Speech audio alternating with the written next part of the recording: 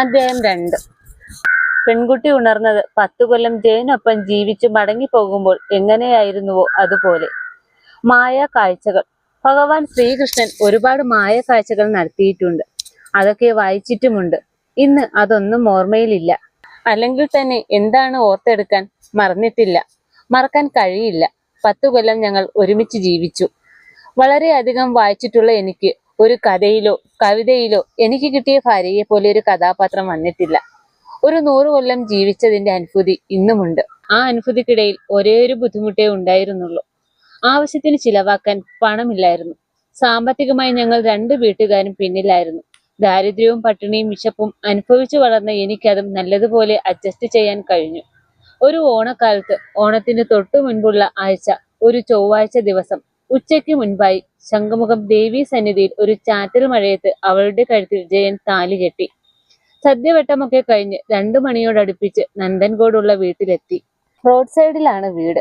ആ ഭാഗത്തും ചുറ്റുപാടും ഓലമേഞ്ഞതും കട്ട കൊണ്ട് കെട്ടിയതുമായ വീട് മാത്രമേ ഉള്ളൂ. ആ വീടിന്റെ ഒരു ഭാഗം ഷീറ്റിട്ട് ഒരുവിധം ഭംഗിയാക്കിയിരിക്കുന്നു. വൈകിട്ട് ചെറുക്കന്റെ വീട്ടിലെ പാർട്ടിയും 8-9 മണിവരെ ഉണ്ടായിരുന്നു. ജയന് കൂട്ടുകാരായി അധികം പേരില്ല. കൈവിരലിൽ എണ്ണാവുന്നവർ മാത്രം. കണ്ണൂരിൽ നിന്നും കൂടെ ജോലി ചെയ്തിരുന്ന 3 പേർ വന്നിരുന്നു. അവർ യൂണിയൻ പ്രവർത്തകർ ആയതിനാൽ യൂണിയൻ ഓഫീസിൽ 2 ദിവസം തങ്ങാനുള്ള സാഹചര്യം കിട്ടി. അതുകൊണ്ട് കല്യാണം കഴിഞ്ഞ പാടെ അവർ പോയിരുന്നു. സഹോദരങ്ങളുടെ കൂട്ടുകാർ അനവധിയാണ്. അവരും 9 മണിയോടെ പിരിഞ്ഞു. 10-10:30 കിടപ്പുമുറിയിലോട്ട് കടന്നു. പതിവ് ചടങ്ങ് പോലെ അംബിക ഒരു ഗ്ലാസ് പാലുമായി വന്നു. ഗ്ലാസ് വാങ്ങി അവളെ പിടിച്ചു കട്ടിലിരുത്തി. ഒരു ടേപ്പ് റെക്കോർഡർ ഉണ്ടായിരുന്നു. പാട്ട് കേൾക്കുന്നത് ഏറ്റവും ഇഷ്ടപ്പെട്ട കാര്യങ്ങളിൽ ഒന്നാണ്. അതിനാൽ ആദ്യമായി ടേപ്പ് റെക്കോർഡറിൽ വളരെ മെല്ലെ ശബ്ദത്തിൽ പാട്ട് വെച്ചു. പാൽ ഗ്ലാസ് എടുത്ത് 1/4 ഭാഗം കുടിച്ചു. അംബികയ്ക്ക് നീട്ടി പറഞ്ഞു, കുറച്ച് എനിക്കും കൂടുതൽ തനിക്കും. അവളത് വാങ്ങി മുഴുവനും കുടിച്ചു. ഗ്ലാസ് മേശപ്പുറത്ത് വെച്ചു. ആദ്യമായി പറഞ്ഞു, ഒരു ഡിമാൻഡ് മാത്രമേ എനിക്കുള്ളൂ. ഞാൻ തരുന്ന സ്നേഹം ഒട്ടും കുറയാതെ തിരിച്ചു തരണം. തരുമെന്നോ ഇല്ലെന്നോ ഒരു മറുപടിയും അവൾ പറഞ്ഞില്ല. യേശുദാസിന്റെ മനോഹരമായ ഗാനം. 1000 പാദസരങ്ങൾ കിലുങ്ങി. പാട്ട് നേരിയ ശബ്ദത്തിൽ. അവളുടെ കാലിൽ പാദസരങ്ങളില്ലായിരുന്നു. കയ്യിലെ വളകളും താലിമാല ഒഴികെയുള്ള മാലകളും. ദേഹം കഴുകി സാരി മാറിയപ്പോൾ അഴിച്ചു വച്ചിരുന്ന സാരിയും ബ്ലൗസുമാണ് അപ്പോഴത്തെയും വേഷം. അയാൾ കിടന്നു. അവളെയും പിടിച്ചു കിടത്തി. ചേർന്ന് കിടന്നുകൊണ്ട് അയാൾ പറഞ്ഞു തുടങ്ങി, ഇന്നലെ വരെ അപരിചിതരായിരുന്ന നമ്മൾ 2 പേരും വ്യത്യസ്ത ജീവിത നിലവാരം പുലർത്തിയവർ കണ്ടുമുട്ടുന്നു. ഒരുമിച്ച് ജീവിക്കാൻ തീരുമാനമെടുക്കുന്നു. അമ്മ മകളെ അറിയുന്നതിനേക്കാൾ, അച്ഛനമ്മമാർ മക്കളെ അറിയുന്നതിനേക്കാൾ, സഹോദരങ്ങൾ പരസ്പരം അറിയുന്നതിനേക്കാൾ നന്നായും കൂടുതലായും അറിയുകയും ഇഷ്ടപ്പെടുകയും സ്നേഹിച്ചു തുടങ്ങുകയും ചെയ്യുന്നു. ഈ ലോകത്ത് എനിക്ക് നീ മാത്രമേ ഉള്ളൂ എന്ന് ആ സത്യം മനസ്സിലാക്കുകയും ചെയ്യുന്നു. ഇത് വ്യക്തമാക്കുന്ന ഒരു കുഞ്ഞു കഥയുമുണ്ട്. അത് പിന്നീട് പറയാം. പിന്നെയും അയാൾ പറഞ്ഞു, ഓരോ സ്ത്രീയിലും ഓരോ പെണ്ണിലും ഒന്നിലധികം സ്ത്രീകളുണ്ട്. നിന്റെ വീട്ടിൽ നിന്നും ഇന്ന് ഇറങ്ങി വന്നവൾ നാളെ ഈ വീട്ടിൽ മറ്റൊരു പെണ്ണായി സ്ത്രീയായി മാറും, ഇല്ലേ? അവൾ അതിനും മറുപടി പറഞ്ഞില്ല. ഞാൻ പേര് വിളിക്കാതെ നീയെന്നും എടിയെന്നുമൊക്കെ വിളിക്കുന്നതിൽ ഇഷ്ടക്കേടുണ്ടോ? അതിനും അവൾ മറുപടി തന്നില്ല.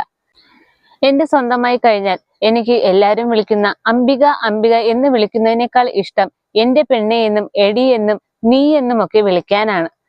ആദ്യമായി അവൾ ആദ്യ രാത്രിയിൽ ആദ്യമായി ചോദിച്ചു, എന്നെ അത്രയ്ക്ക് ഇഷ്ടമാണോ? ഇഷ്ടമാണ്, ഒരുപാട്. അവൾ ഒന്നുകൂടി ചേർന്ന് കിടന്നു. ആദ്യമായി കണ്ടിട്ട് ഇഷ്ടപ്പെടാനുള്ള കാരണങ്ങൾ ഒന്നൊന്നായി പറയാം. പെട്ടെന്നൊരു ചാറ്റൽ മഴ പെയ്തിട്ട് ഇളം വെയിലിൽ തെളിയുന്നത് പോലെയാണ് നിന്റെ ചിരി. ഇനി കണ്ണിനെ പറ്റി പറയട്ടെ. ഈയിടെ വായിച്ചു, മഴ കാണേണ്ടത് മറ്റെങ്ങുമല്ല പെണ്ണിന്റെ കണ്ണുകളിലാണെന്ന്. ഞാൻ നിന്റെ കണ്ണുകളിൽ കാണുന്നത് മഴയൊന്നുമല്ല, രതിഭാവങ്ങളാണ്.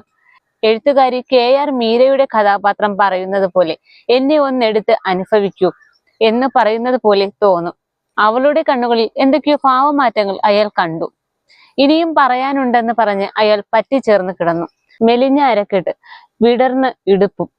അയാളുടെ കൈയെടുത്ത് മാറിടത്ത് വെച്ച് അയാൾ പറഞ്ഞു, ഇതുപോലെ വൃത്താകൃതിയിലുള്ള മാറിടങ്ങളും ലോലമായ മുഖ സവിശേഷതകളും ദേവലോകത്തെ നർത്തകികളെ പോലെ അനുസ്മരിപ്പിക്കുന്ന അഴകൊത്ത ഉടലുകളും. ഇനിയും പറഞ്ഞാൽ എന്റെ പെണ്ണ് പൊങ്ങി പൊങ്ങി മുകളിലെത്തും. അവൾ ഒന്നുകൂടി ഒട്ടിപ്പിടിച്ചു കിടന്നു. എന്റെ പെണ്ണെന്ന് പറഞ്ഞില്ലേ, എനിക്കത് മതി. അവൾ ഒട്ടും സങ്കോചമില്ലാതെ അയാളെ കെട്ടിപ്പിടിച്ചു ഉമ്മ വച്ചു. ആദ്യ രാത്രിയിൽ ആദ്യമായി പെണ്ണ് പുരുഷനെ, ഭാര്യ ഭർത്താവിനെ കെട്ടിപ്പിടിച്ചു ചുംബിക്കുന്ന ആദ്യ സ്ത്രീ നീയായിരിക്കും. അവളുടെ കണ്ണുകളിൽ നാണത്തിന്റെ തിരയിളക്കം. ആ കണ്ണുകളിലെ വെളിച്ചം മുറിയിലെ ഇരുട്ടിനെ പോലും മായ്ച്ചു കളഞ്ഞു. എല്ലാം കഴിഞ്ഞപ്പോൾ അയാൾ പറഞ്ഞു, കല്യാണം കഴിഞ്ഞ് ആദ്യ 2-3 ദിവസം പെണ്ണിനെ പൂ പോലെ പരിചരിക്കണമെന്നും അതിനുശേഷമേ ബന്ധപ്പെടാവൂ എന്ന് കാമകലയുടെ കുലപതി വാത്സ്യായനൻ പറഞ്ഞിട്ടുണ്ട്.